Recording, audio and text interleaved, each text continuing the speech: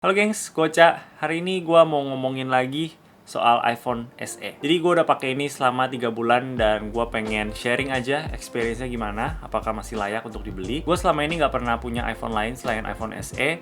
Jadi iPhone pertama gue itu adalah iPhone SE yang pertama. Habis itu gue ganti Android dan setelah ini gue ganti lagi ke iPhone SE yang kedua. Gue udah tertarik sama Apple sejak dari iPhone 4. Tapi waktu itu gue masih SMP 1, jadi itu masih orang tua gue yang memutuskan gue pakai HP apa. Terus sampai ke iPhone 5S, gue akhirnya punya kerja sampingan sebagai waiter di restoran sushi. Dan dengan uang yang gue tabung, gue akhirnya bisa beli. Dan gue inget banget itu harganya di 2.400 ringgit. Tapi ujung-ujungnya gue malah beli HTC One M8 yang lumayan legendaris lah di tahun itu. Dan kebetulan harganya juga sama dengan iPhone 5S. Nah, gue inget banget di situ momen gue mulai ikutin teknologi. Jadi semua HP gue mulai baca-baca speknya dan gue mulai compare-compare sama HP ini dengan HP itu. Dan di situ juga momen gue baru sadar kalau sebenarnya iPhone itu kurang worth it harganya. Masih banyak banget pilihan lain yang kita bisa pilih dengan harga yang jauh lebih murah. Setelah itu gue ganti ke iPhone SE yang pertama.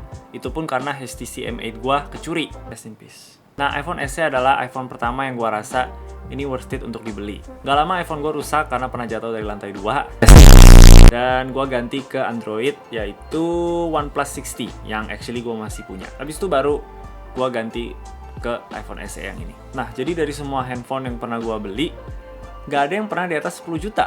Karena kalau udah di atas 10 juta tuh lumayan gak worth it sih, menurut gue ya. HP di bawah 10 juta tuh udah bagus banget, apalagi di zaman sekarang. Dan sebenarnya balik lagi ke relaan masing-masing ya. Ada orang yang rela beli HP mahal-mahal, ada orang yang nggak rela, ada orang yang rela beli sepatu mahal-mahal, ada orang yang nggak rela. Kalau gue lebih rela beli barang-barang komputer yang mahal atau kamera. Kalau HP di bawah 10 juta itu cukup banget. Oke, tapi kita bakal spesifik ngomongin HP ini aja. Ayo ngomongin gimana pengalamannya selama 3 bulan. Oke, jadi hampir semuanya itu positif. Gue suka banget dengan kesederhanaannya iOS dan gue lama-lama suka juga dengan size-nya yang kecil ini. Gue awal pikir gue nggak bisa balik lagi ke size yang sekecil ini. Apalagi gue sebelumnya pakai Android yang size-nya lumayan besar. Jadi awalnya gue agak skeptical dan juga ragu untuk beli. Tapi lama-kelamaan gue terbiasa. Semua tulisan masih bisa kebaca. Lihat foto-foto di Instagram juga semuanya masih kelihatan gede. Dan malahan menurut gue untuk ketik di HP ini tuh lebih enak daripada HP Android gue. Kalau kalian hardcore gaming, HP ini bisa main PUBG di ultra setting dan ultra HD juga. Dan semuanya itu lancar banget. Cuma mungkin layar kecilnya aja yang bikin experience-nya itu kurang seru. Tapi sebenarnya kalau gue main, gue juga nggak pernah ngerasa kayak kekecilan banget dan mata sakit untuk lihat. Overall ini tetap bisa banget untuk main game dan gue yang cupu aja masih bisa menang kok. Selama ini gue selalu pakai casing HP-nya dan untungnya juga nggak pernah jatuh.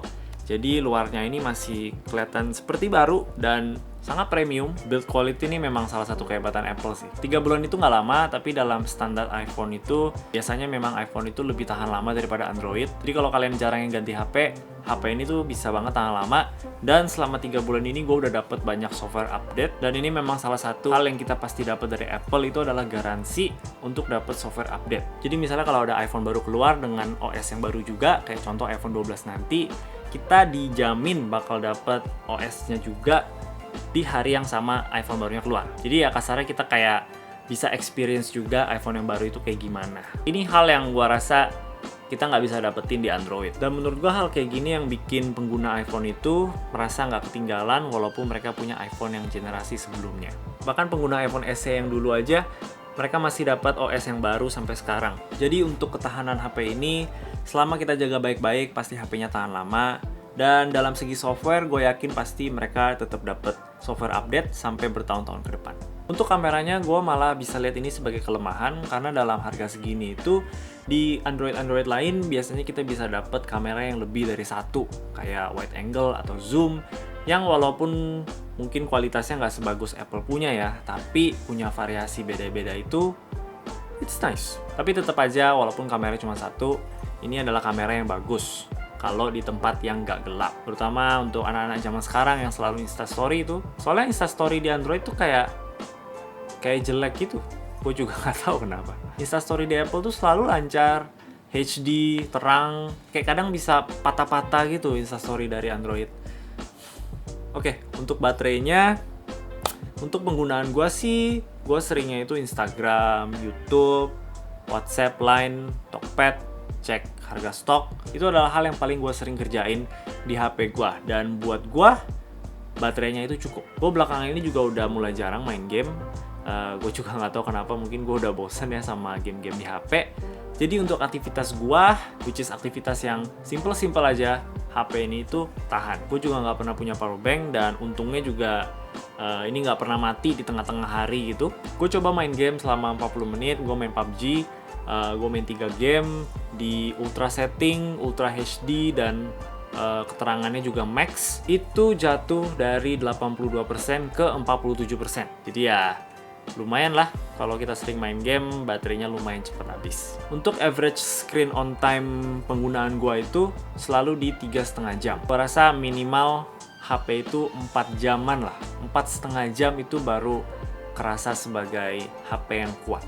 Tapi overall menurut gue, memang iya HP ini kurang kuat baterainya. Ini salah satu kelemahan HP ini. Jadi kalau kalian tuh orang yang pengguna berat di HP, mungkin HP ini bukan untuk kalian. Dan memang gue rasa Apple ini bukan target orang yang pengguna berat.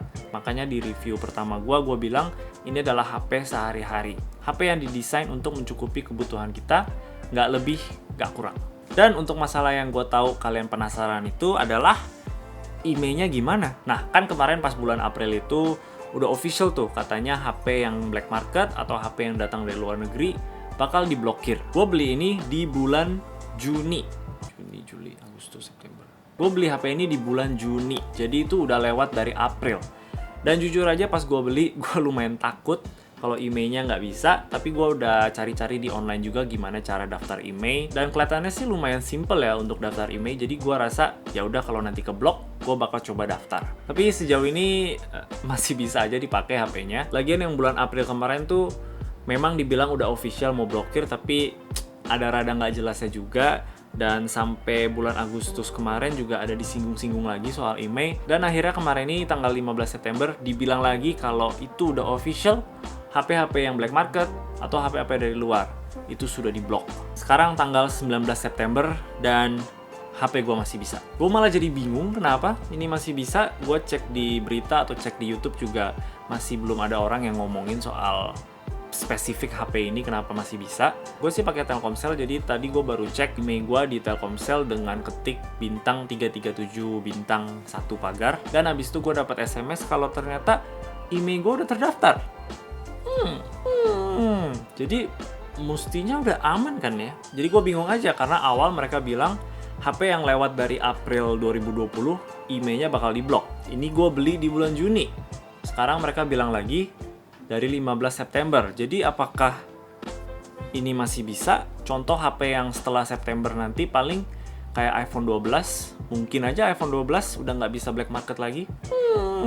Gue jujur bingung sih. Tapi ya so far HP gue aman-aman aja sih. Tapi kalau untuk kalian yang tetap ragu dan takut dengan HP ini IMEI-nya bakal diblok, gue nonton sih cara pendaftaran email tuh simple banget ya. Apalagi HP ini di bawah $500, jadi nggak kena bea cukai. Ada video dari I Am Cherish Apple Pro, dia jelasin gimana cara daftar email online. Gue bakal link videonya di bawah untuk kalian yang tertarik. Overall, ini HP yang gue enjoy pakainya selama 3 bulan ini. Semuanya kerasa lancar, gue juga nggak pernah ngalamin ngehang atau nge-crash. Ngehang adalah pas gue download iOS 14 beta, beberapa widgetnya itu ada yang suka crash, suka nggak bisa dipencet. Tapi setelah itu, udah nggak ada lagi. HP yang menurut gue pas di tangan, dan ikonnya juga jadinya nggak kerasa kayak kekecilan atau kegedean. Jadi konklusinya, yes, gue tetap rekomen HP ini untuk dibeli. Kita tetap dapat feature premium dari Apple dengan harga yang lebih murah. Dan ini juga cara yang murah untuk membuka pintu ke ekosistem Apple. Kalau misalnya kalian belum pernah punya Apple product, jadi kita punya akses kayak ke Apple Music, Apple TV, iCloud, dan seterusnya. Lagian menurut gue itu poin kenapa kita beli Apple product itu, karena kita mau masuk ke ekosistem mereka. Jadi untuk nanti-nanti kalian bisa tambahin dengan Apple Watch atau AirPods atau MacBook biar ekosistemnya itu lebih lengkap. Kalau mau tahu mending tunggu iPhone 12 atau iPhone SE ini aja. Menurut gue sih balik lagi ke kebutuhan kalian masing-masing dan juga of course budget kalian berapa. Apakah kalian butuh kamera yang lebih dari 1 atau mungkin screen yang lebih besar? Gue rasa iPhone 12 tuh udah pasti lebih dari 10 juta. mungkin harganya mirip-mirip sama iPhone 11 kemarin. Apalagi iPhone 12 Pro, itu udah nggak usah ditanya lagi lah, nggak ngerti lagi harganya berapa. Jadi emang udah beda kelas lah iPhone SE dengan iPhone 12. Menurut gua sih nggak usah dibandingkan. Jadi kalian pikir aja kalian butuhnya apa, kalian budgetnya berapa, dan ambil konklusinya dari situ. Kalau untuk gua sih, mau sebagus-bagusnya iPhone 12 nanti, which gua yakin pasti bagus lah, iPhone SE ini tetap pilihan gua. Oke, itu aja dari gua. Kalau kalian suka video ini, boleh kasih like dan juga subscribe. Thank you yang udah nonton.